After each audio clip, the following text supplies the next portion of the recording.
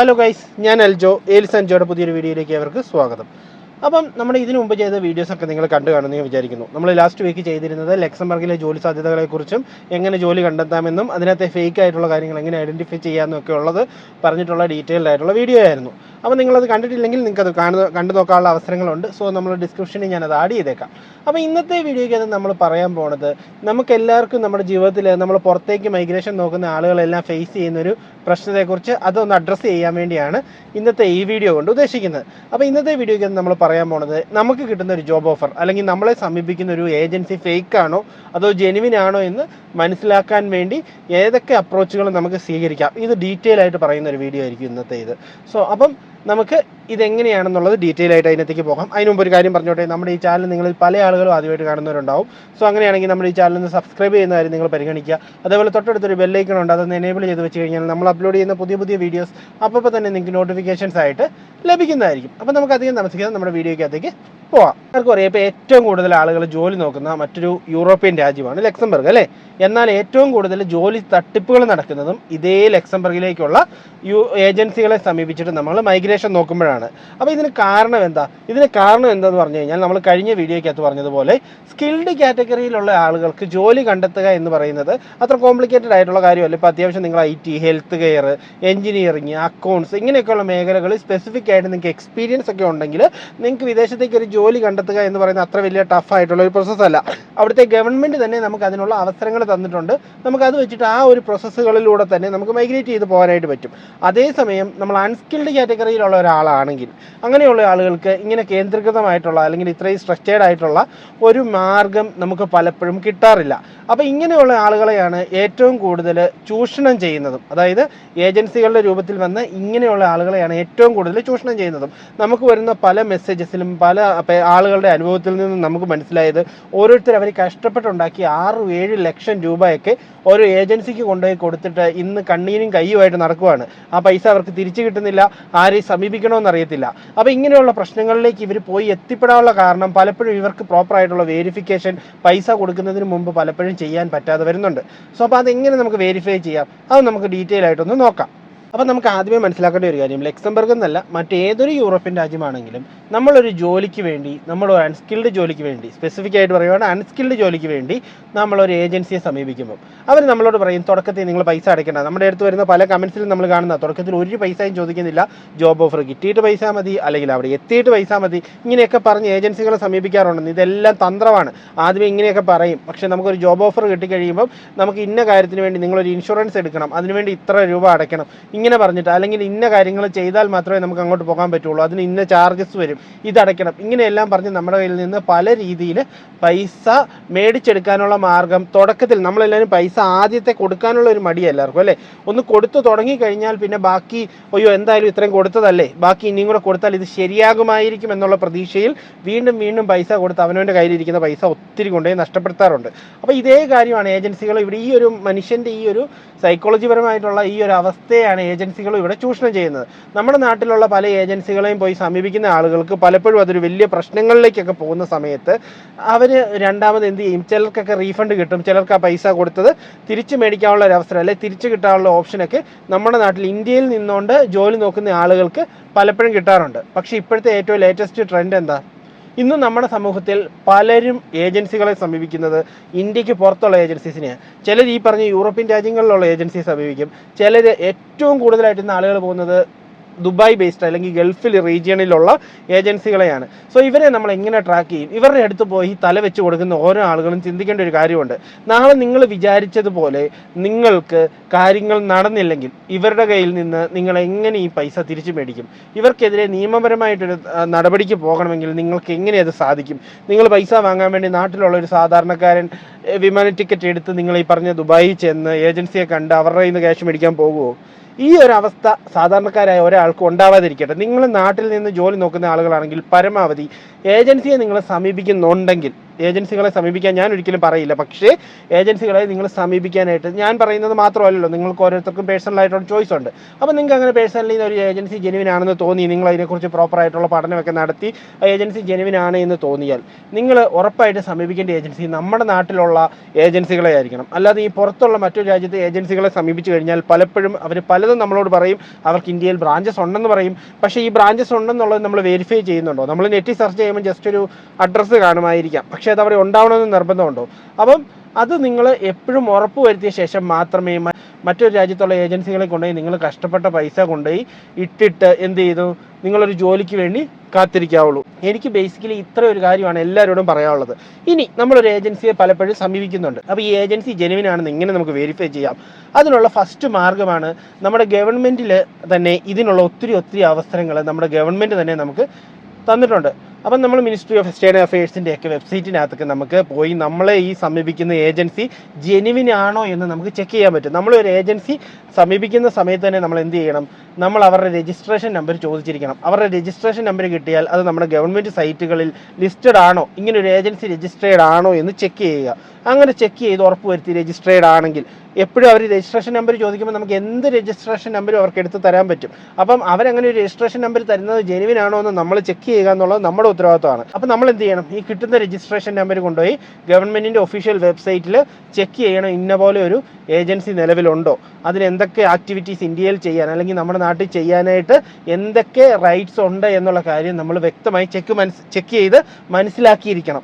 So ഇതാണ് first step. ഒരു agency genuine ആണോ അല്ലെങ്കിൽ നമുക്ക് കിട്ടുന്ന ഓഫർ ലെറ്റർ ജെനുവിൻ ആണോ എന്നും മനസ്സിലാക്കാൻ വേണ്ടി ചെയ്യേണ്ട ഫസ്റ്റ് കാര്യം. രണ്ടാമത്തെ കാര്യം എന്ന് പറയുന്നത് നിങ്ങളൊരു ഏജൻസി സമീപിക്കുന്ന സമയത്ത് നിങ്ങൾ ആദ്യമേ അവരോട് ചോദിച്ചിരിക്കേണ്ട ഒരു കാര്യമാണ്. ഇത് പലരും ചോദിക്കാറില്ല. ഡിമാൻഡ് ലെറ്റർ ഉണ്ടോ എന്ന് ചോദിക്കണം. ഉണ്ടെങ്കിൽ അത് നിങ്ങൾക്ക് കാണണമെന്ന് പറയണം. ഫോർ എക്സാമ്പിൾ ഡിമാൻഡ് ലെറ്റർ എന്താണെന്ന് നിങ്ങൾക്ക് അറിയത്തില്ലെങ്കിൽ, ഫോർ എക്സാമ്പിൾ നമുക്കറിയാം ഈ മാൻ പവർ ഏജൻസികളെല്ലാം ഇപ്പം സപ്പോസ് നിങ്ങളുടെ ഒരാൾക്കൊരു കമ്പനി ഉണ്ട്. അപ്പോൾ സ്വാഭാവികമായിട്ടും നിങ്ങളുടെ കമ്പനിയിലേക്ക് ഒരു 50 വർക്കർമാരെ ആവശ്യമുണ്ട്, എംപ്ലോയീസിനെ ആവശ്യമുണ്ട്.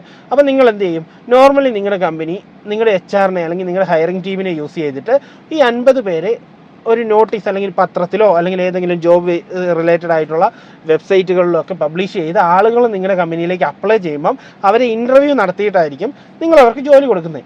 അതേസമയം നിങ്ങൾ ഈ 50 പേരെ ഹയർ ചെയ്യാൻ നോക്കിയിട്ട് നിങ്ങൾക്ക് പറ്റുന്നില്ല, നിങ്ങൾ വിചാരിച്ചതുപോലെ സ്കിൽ സെറ്റുള്ള നല്ല കറക്റ്റ് ആയിട്ടുള്ള കാൻഡിഡേറ്റിനെ നിങ്ങൾക്ക് കിട്ടുന്നില്ല. അപ്പം നിങ്ങൾ എന്ത് ചെയ്യും? മറ്റൊരു രാജ്യത്ത് നിന്ന് നിങ്ങൾ അവരെ ഹയർ ചെയ്യാനായിട്ട് തീരുമാനിച്ചു. അപ്പം ചിലപ്പോൾ നിങ്ങൾക്ക് മറ്റൊരു രാജ്യത്ത് ഈ പറഞ്ഞതുപോലെ തന്നെ നിങ്ങളുടെ ഹയറിംഗ് ടീമിന് പ്രസൻസ് ഉണ്ടാവണമെന്നില്ല. നിങ്ങളത് ഹയർ ചെയ്യാനായിട്ട് പോകുമ്പോൾ നിങ്ങളുടെ കമ്പനിക്ക് ഹ്യൂജ് ആയിട്ടുള്ള ചിലവുണ്ടാവും, അതിനുള്ള ഒരു സെറ്റപ്പുകൾ റെഡിയാക്കാൻ വേണ്ടിയുള്ള ബുദ്ധിമുട്ടുണ്ടാവും. അപ്പോൾ ഇങ്ങനെയുള്ളൊരു സാഹചര്യത്തിൽ നിങ്ങൾ എന്ത് ചെയ്യും? നിങ്ങളൊരു മാൻ പവർ ഏജൻസിയെ സമീപിച്ചിട്ട് എന്ത് ചെയ്യും? റെപ്യൂട്ടഡ് ആയിട്ടുള്ള കമ്പനികൾ പലപ്പോഴും ഇത് ചെയ്യാറില്ല. പക്ഷേ ചില കമ്പനികൾ ഇപ്പോൾ ചെറിയ രീതിയിലൊക്കെ വർക്ക് ചെയ്യുന്ന ചെറിയ കമ്പനികളൊക്കെയാണ് ഏജൻസികളെ സമീപിക്കുന്നത്. അത്യാവശ്യം റെപ്യൂട്ടഡ് ആയിട്ടുള്ള ലോകത്ത് എല്ലാ രാജ്യത്തും പ്രസൻസ് ഉള്ള കമ്പനികൾക്ക് ഇതിൻ്റെ ആവശ്യമില്ല. അവർ നാട്ടിൽ നിന്ന് തന്നെ അവർക്ക് തന്നെ ഹയറിംഗ് ടീം ഡയറക്റ്റ് തന്നെ എന്ത് ചെയ്യും? ആളുകളെ ഹയർ ചെയ്യും. ഇനി പോട്ടെ, അത് നമുക്ക് അവിടെ നിൽക്കട്ടെ. ചെറിയ കമ്പനികൾ അല്ലെങ്കിൽ ഇതിന് മാർഗ്ഗമില്ലാത്ത കമ്പനികൾ എന്ത് ചെയ്യും? ഇങ്ങനെയുള്ള മാൻ പവർ ഏജൻസീസിനെ സമീപിക്കും. അപ്പോൾ ഈ മാൻ പവർ ഏജൻസിയോട് പോയി വാക്കാലാണോ ഈ കമ്പനികൾ പറയുന്നത്? ഞങ്ങൾക്ക് ഇത്ര പേരെ ഹയർ ചെയ്യാനായിട്ടുണ്ട്, ഞങ്ങൾക്ക് ഇത്ര പേരെ ഹയർ ചെയ്ത് കഴിഞ്ഞാൽ നിങ്ങൾക്ക് ഈ ഒരു എമൗണ്ട് തരാം എന്ന് പറഞ്ഞിട്ട് ജസ്റ്റ് ഒരു വാക്കാൽ പറഞ്ഞ് ഉറപ്പിച്ചിട്ടാണോ ഏജൻസികൾ നമ്മളെ സമീപിക്കുന്നത്? ഒരിക്കലും അല്ല. ഇവർക്ക് വ്യക്തമായ എഗ്രിമെൻറ്റ്സ് ഉണ്ടാവും, അതിന് വ്യക്തമായി അവർക്ക് കാണിക്കാനുള്ള തെളിവുകളുണ്ടാവും. അപ്പം ഇതിനെയാണ് നമ്മൾ ഡിമാൻഡ് ലെറ്റർ എന്ന് പറയുന്നത്. സ്വാഭാവികമായിട്ടും ഇപ്പോൾ ഒരു കമ്പനിക്ക് 50 പേരെ വേണമെങ്കിൽ 50 പേരെ ഞങ്ങൾക്ക് വേണം, ഞങ്ങൾ ഇന്ന കണ്ടീഷൻസ് ഒക്കെ മീറ്റ് ചെയ്യാം എന്ന് പറഞ്ഞൊരു കമ്പനി ഈ ഏജൻസിക്ക് കൊടുക്കുന്ന ഡിമാൻഡ് ലെറ്റർ ഉണ്ടാവും.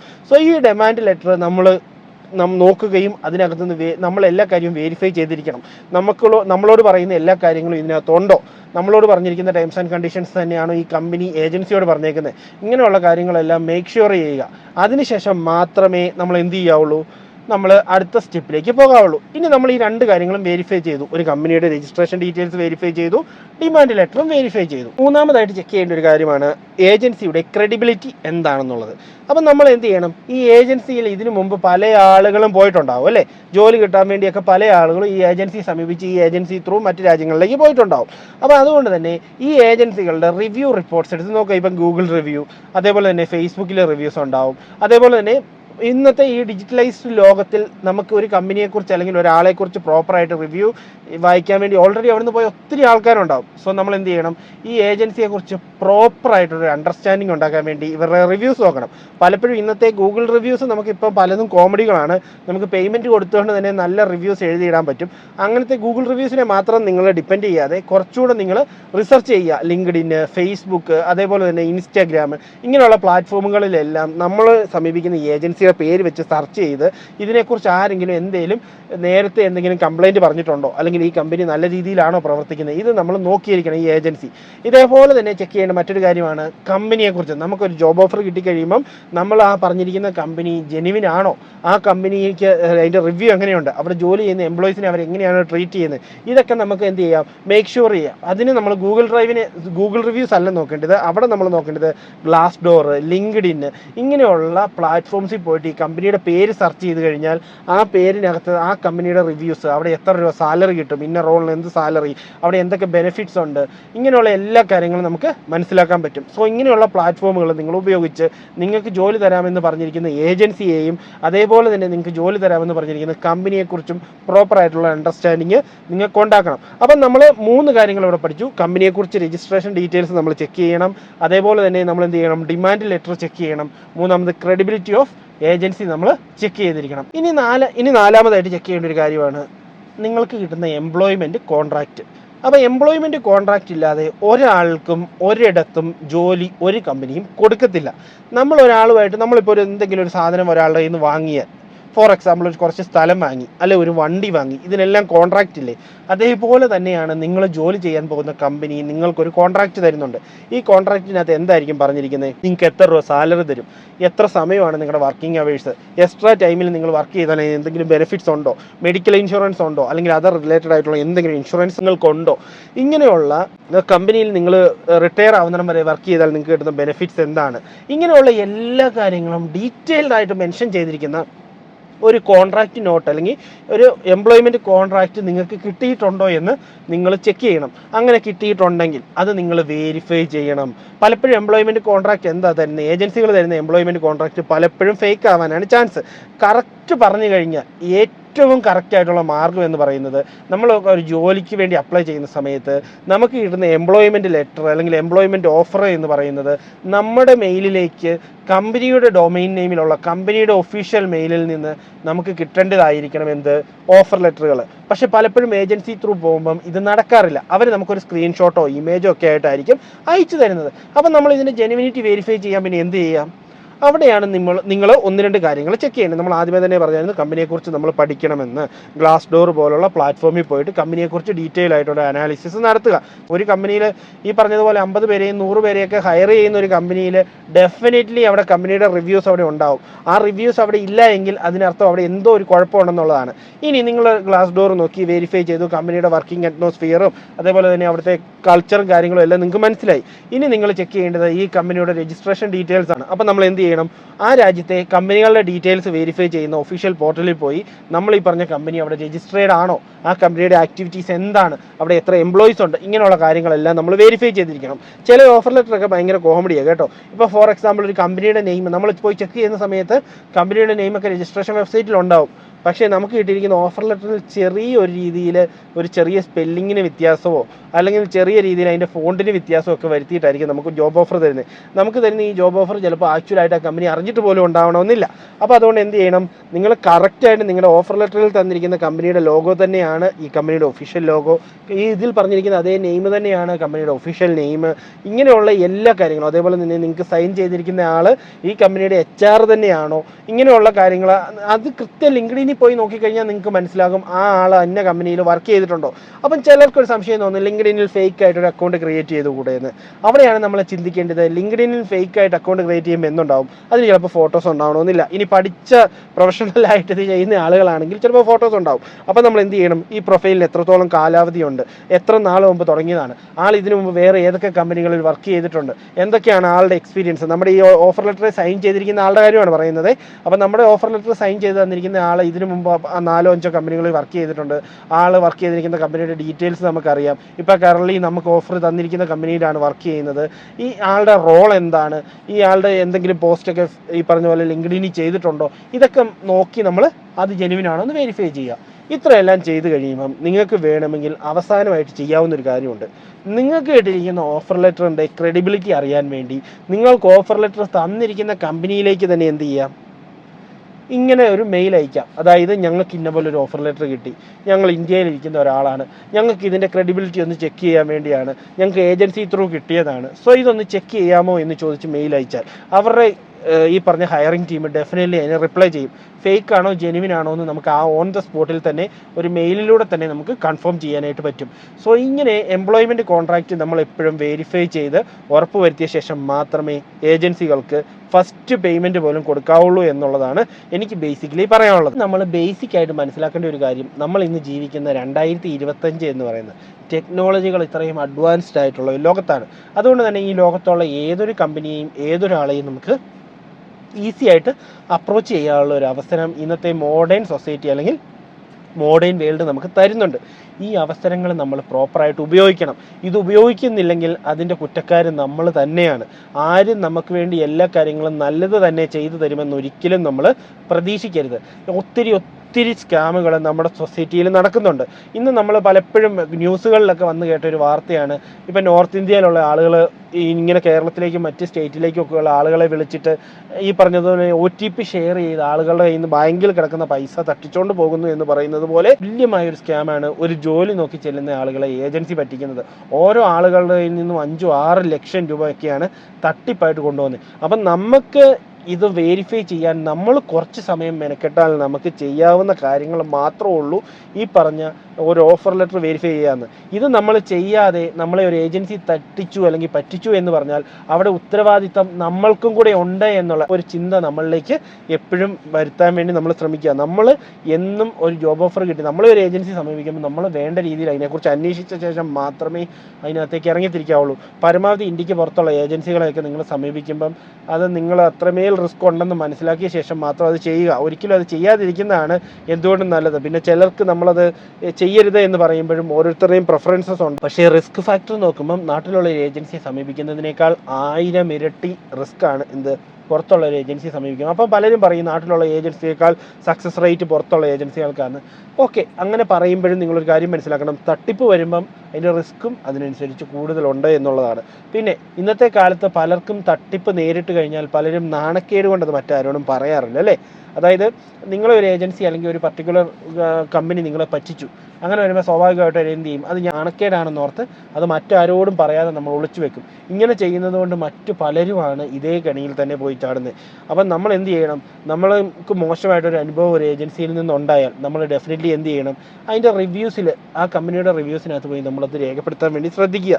അതേപോലെ തന്നെ നമുക്ക് പറ്റുന്ന രീതിയിൽ നമുക്ക് പറ്റിയ അബദ്ധം നമ്മൾ മറ്റുള്ളവരോട് ഷെയർ ചെയ്യാൻ വേണ്ടി ശ്രമിക്കുക. അങ്ങനെയാകുമ്പോൾ മറ്റൊരാളും കൂടെ ആ കെണിയിൽ പോയി ചാടാതിരിക്കുന്ന ആ ഒരു കെണിയിലേക്ക് പോയി ചാടുന്ന ആ സാഹചര്യം ഒഴിവാക്കാനായിട്ട് പറ്റും. നിങ്ങൾക്കിപ്പോൾ അങ്ങനെ എന്തെങ്കിലും മോശമായ അനുഭവങ്ങളൊക്കെ ഉണ്ടായിട്ടുണ്ടെങ്കിൽ നിങ്ങൾക്ക് ഇപ്പം അത് തുറന്നു പറയാനായിട്ട് താല്പര്യമുണ്ടെങ്കിൽ നിങ്ങൾക്ക് ഡെഫിനറ്റ്ലി നമ്മുടെ ഈ വീഡിയോയുടെ കമൻസിനകത്തും അതേപോലെ തന്നെ നമ്മുടെ ഈ വീഡിയോയുടെ ലിങ്കിന് ഡിസ്ക്രിപ്ഷനകത്ത് ഞാൻ ഒരു ലിങ്ക് കൊടുത്തിട്ടുണ്ട് നമ്മുടെ ഇൻസ്റ്റാഗ്രാമിൻ്റെ. സോ അതിനകത്തുമൊക്കെ വന്നിട്ട് നമ്മളെ കോൺടാക്റ്റ് ചെയ്യാവുന്നതാണ്, നമ്മളോട് ഷെയർ ചെയ്യാവുന്നതാണ്.